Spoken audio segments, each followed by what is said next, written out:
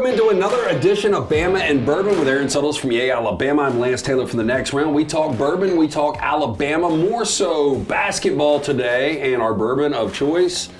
It is a little Knob Creek Smoked Maple. I love Knob Creek. I think it's got a devoted following. People that are Knob Creek fans are real big Knob Creek fans. Yeah, and so do you think that, so a lot of people like to have a variety of bourbons. Yeah. You've got like a bourbon cabinet now, and it's cool to have the conversation pieces and to do sampling, and it's a social thing. But for like the go-to, the consistent drinker that drinks Knob Creek, they won't have a lot of other varieties. That's true. And I've seen people that have bourbon bars and there'll be shelves of Knob Creek. By the way, one of the easiest bottles, I'm going to jinx this, to open. Now, what I know about it is traditionally straight Knob wax Creek, pull. Or maybe I'm thinking of Knob Creek Rye. Yeah. But I've always remembered it being pretty spicy, but this is only 90 proof, and it's smoked maple, which tells me it's going to be sweet. It is going to be. I've had it before. Okay. Yeah, I mean, it's good. It just, if you really want that over-the-top sweetness, I mean, it's got a pancake hit to it. Well, so it just depends on what you like. In moderation, it can be good. I think you and I both have gotten on the rise a little bit. Dry January, by the way, 23 days into sobriety. I know how's that treating you? Numbers don't match up, but you're celebrating I started a little early. You know what's crazy? So I don't know what to do about this. This is my dilemma. I have now gone 5 Rams playoff games without a drink. That is very sweet. Yeah. That is a pancake in a bottle. It is. 5 Rams games. How do you manage that? No, I've gone 5 Rams games without drinking, and guess what their record is in those 5 games? Is it all this year, or did this dating back previous seasons? Yeah. You got to be 5-0. It's 5-0. I go back to 2021. I decided to do that run to the Super Bowl. It was a sober run. And now, I might have to just be sober when I watch Rams games now. Pull that back. I love to have cold beer watching a Rams game. Yeah. I never get over the top because I want to really enjoy it. But they are 5-0, so we got to watch that. Anyway, dry January for me. Yeah. I'm going to sip. I'm not going to sip. I'm going to This is maple syrup. They did not. I mean, it smells like syrup. It is. I mean, that's the aroma you get. Now, these are tasting notes. We blend this bourbon with natural smoked maple flavors a lot for unique smoky sweetness. It is 90 proof. They say full-bodied, inviting maple notes. No, there's more notes, right? Mm. And that lift to smoke and are complemented with rich vanilla and caramel. Do you get any of the vanilla or caramel? Always get both of those. They say the aroma smoked hickory and maple wood. A lot of caramel now that I'm thinking about it. Hints of earthy grains. The color is copper. It is a busting, robust copper. Yeah. Medium amber, and the finish smoky smooth, slightly sweet. I mean, you can just tell from the smell, and I've had it before. Again, it is very sweet. For the non-bourbon drinker, this is something you want to share with them. They'll like this. It's very, very sweet. Yeah, and the interesting thing is, Chan brought this to us. These bottles are freezing cold, like temperature. Like, I don't know what the hell, and obviously liquor can't freeze. It's not bad. But I was going to say, would you rather have it sitting by a fire, like chilled like this, or room temp? I would like it. I like it chilled.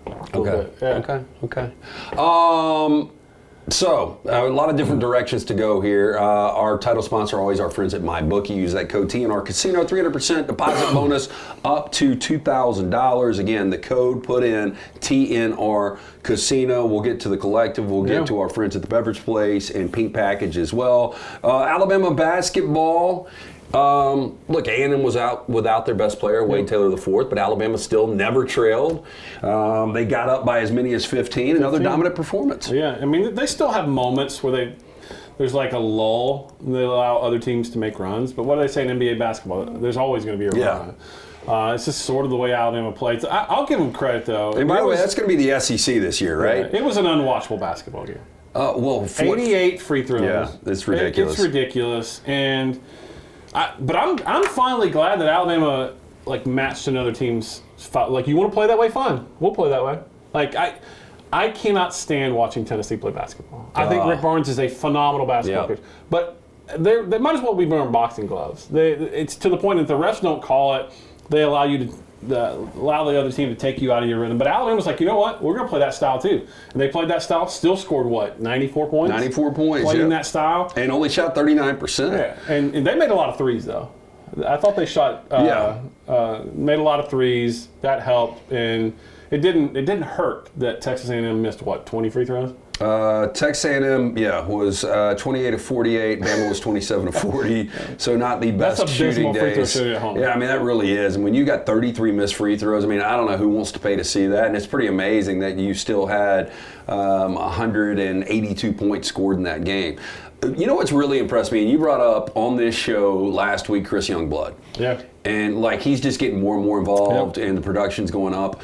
But Aiden Holloway, like I didn't know what to expect because if you go back last year, everybody swore this guy in like practice is the best shooter out there.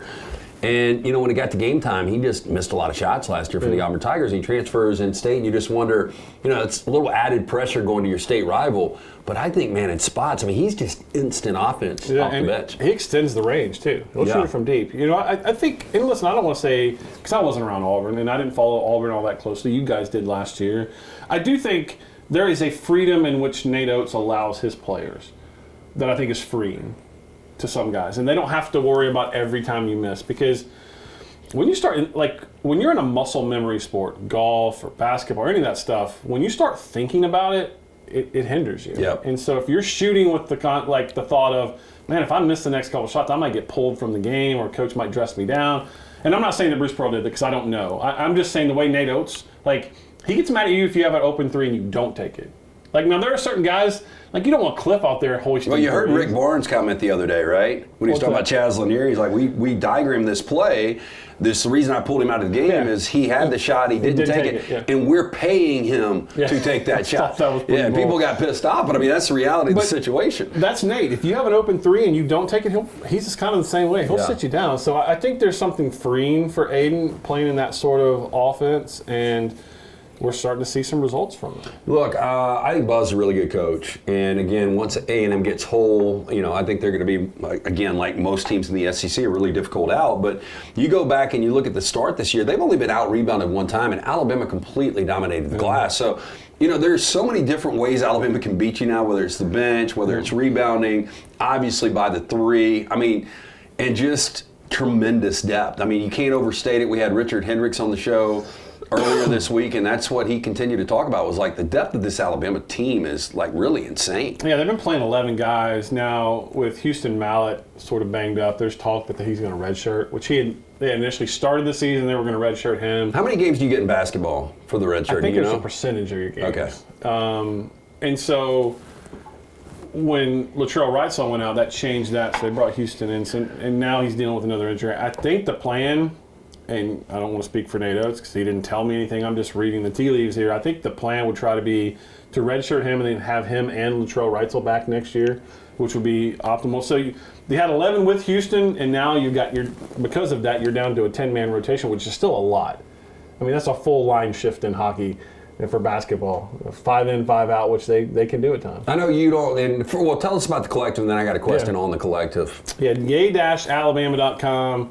We've had some success. We've seen some momentum since our director of athletics, Greg Byrne, put out the call to Alabama fans. You guys have answered. We appreciate that. This puts us in a spot now where it's headed with the revenue sharing and true market NIL is going to, I think, cause some more confusion with where NIL is heading. But the one thing is, we got a pretty good plan for our content going forward. We got some full buy-in from the athletic department, so I'm really excited for our plans in the future content-wise. So come hang out with us and watch coaches diagram plays and be inside the locker room when Nate Oats gives a hard hat, when he gives a pregame speech. Before every game, you're getting that kind of content, so it's exciting. So the reports were that Carson Beck is going to get anywhere between $3 and $4 million next year from Miami. So that's kind of what you're getting from a quarterback. Quinn Ewers, there's reports he could get up to $6-7 million if he decides to come back to college, which I would advise him to do that. What I was going to ask you, being part of the collective, and you don't really have to give the numbers out, or at least probably don't know him anyway. Specific. I was just going to say, a high-end guy like Cooper Flagg, I mean, he doesn't have an option. He's got to play 1 year in college. But if you were to retain a guy like Cooper Flagg, I mean, do you pay more in basketball or football?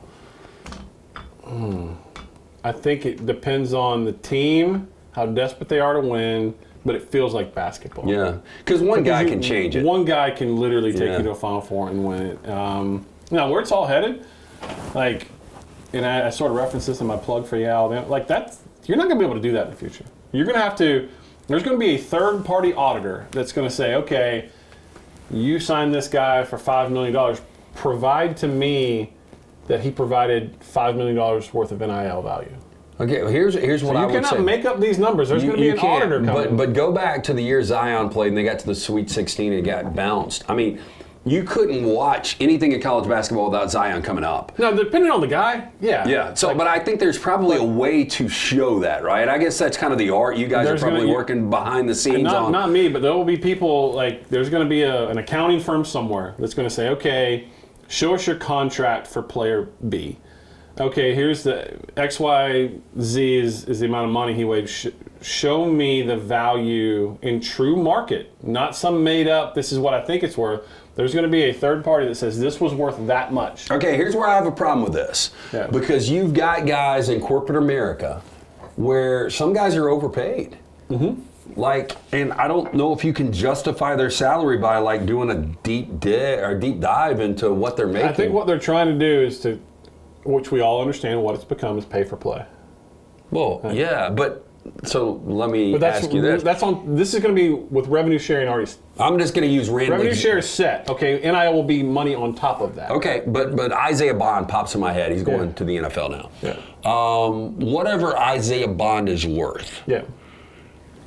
Let's say that they have that valuation. Okay, we can give you $500,000. That's it. But if you've got another team, an Oregon that comes in, we'll give you $600,000. Or what we'll do is we'll give you the $500,000. We're going to pay you $100,000 under the table. You're going to get back to what you had. Yeah, that's absolutely coming back to Bagman. The Bagman will be, so it just won't be through the guise of NIL. Yeah, the money these kids are making, pretty amazing. Yeah, and listen, no disrespect. If you can get the money, kids, go get it. If you're giving $6 to $7 million to Quinn Ewers, you know, my father before he passed had a favorite saying was, "A fool and his money soon part." I'm not hating on Quinn for getting that money, but do you think he's worth $6 or $7 million? I don't. Do I think he's worth as much as Beck? Probably $3 or $4 million. I don't think Beck's worth that much. Yeah, I mean, I guess it depends on what happens. I mean, Miami's getting a downgraded quarterback. Cam Ward's a better quarterback. I think Miami saw the recipe. We brought in a great quarterback. We had our best season in ages.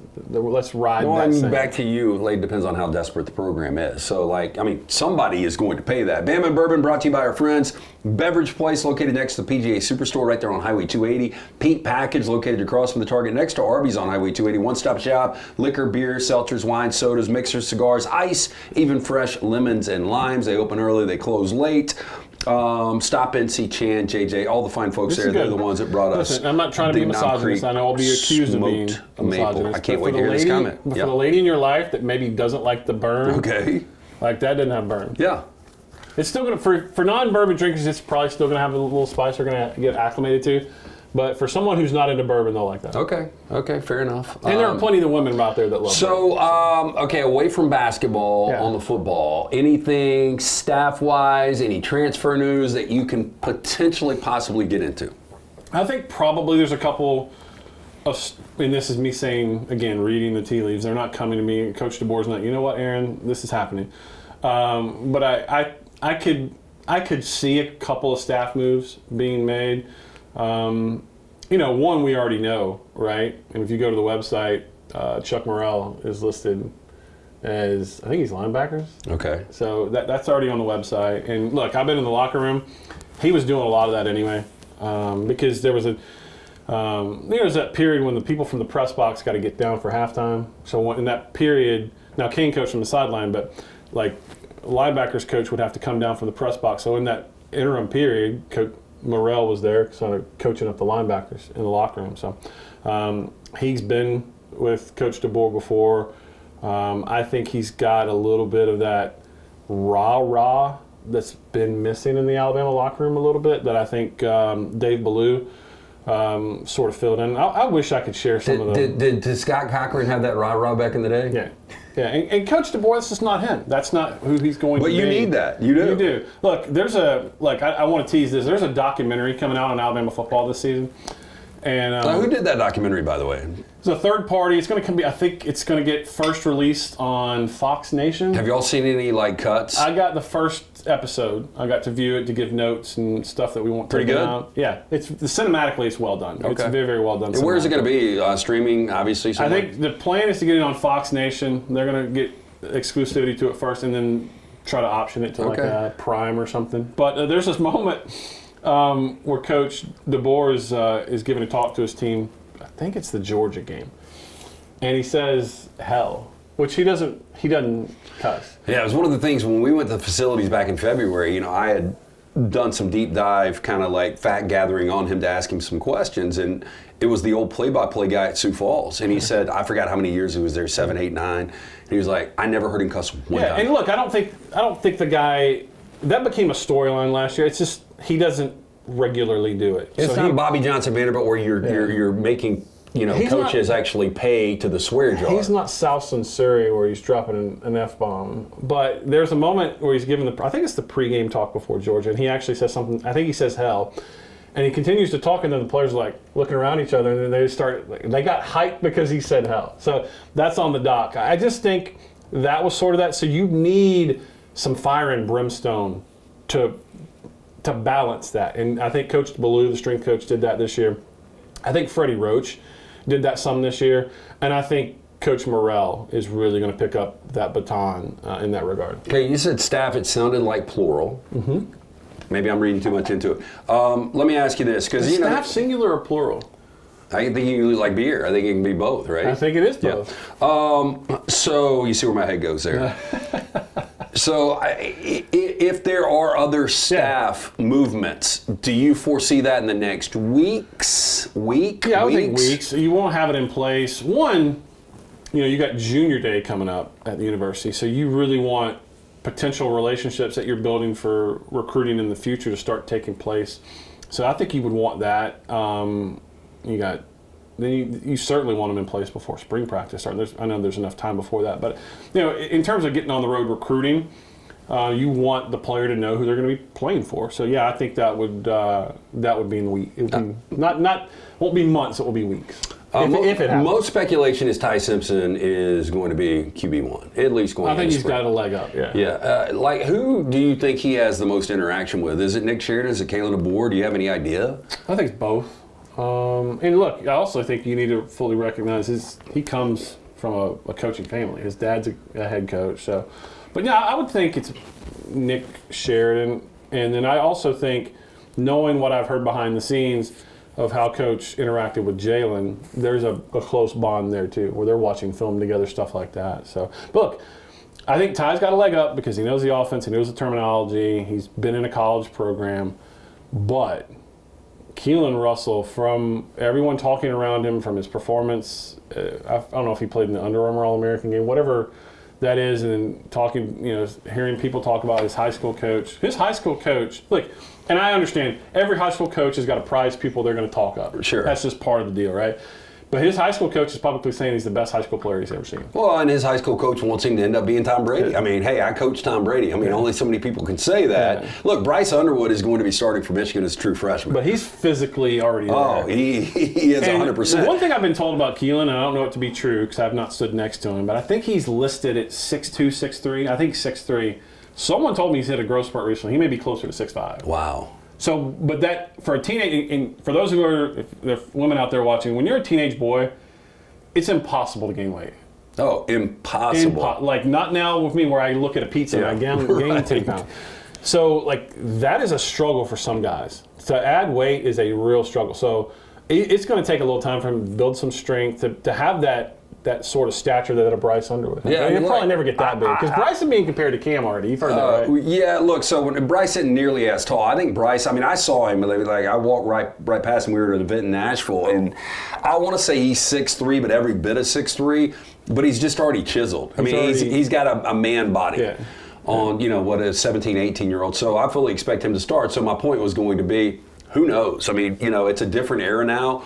I like the fact that Ty Simpson has bought his time and he didn't take off, which most guys do now. I love that about him. Love for him to get his opportunity. Yeah. So we'll see what happens there. Bama and Bourbon always brought to you by our friends at mybookie.ag. Very important. Use that code TNR Casino. 300% deposit bonus up to $2,000 if you use the code TNR Casino. Again, before we get out, the collective, very important. It's not going anywhere. Help us out. Join with a membership today, yay-alabama.com. Again, we got some fantastic content already on up and coming online. We got a bunch of awesome stuff coming. There you go. Bama and Bourbon, we really appreciate you guys tuning in. Again, if you like sweet bourbon, the smoked maple, again, this is just one of their variations. Regular Knob Creek, I'm a big fan. But this is 90 proof, as you said, maybe the woman in your life that is not completely sold on bourbon. Yeah. But maybe. Or for the guy, like, if you got a friend that doesn't love bourbon. A lot of people don't like the bite. I mean, that's. People don't. It's an acquired taste. Yeah. I love it. I like the bite too.